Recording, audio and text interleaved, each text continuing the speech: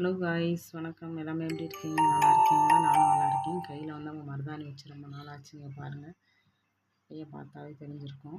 இங்கே எல்லாமே வந்து மருதாணி விட்டு போயிடுச்சு நேரத்துலலாம். சரி, அதான் மருதாணி வைக்கலாம் அப்படின்னு வந்து அரைச்சிருக்கோம். பட் தங்கச்சிக்கு நாளைக்கு வந்து ஃபங்க்ஷன், காலேஜில் வந்து கான்வெகேஷன் கொடுக்குறாங்க. பிஜி முடிச்சதுக்காண்டி நாளைக்கு வந்து மருதாணி வச்சுக்கிட்டுருக்காங்க. கை காட்டுடா. அதான் பாருங்கள், வச்சுக்கிட்டுருக்காங்க. வைங்கப்பா.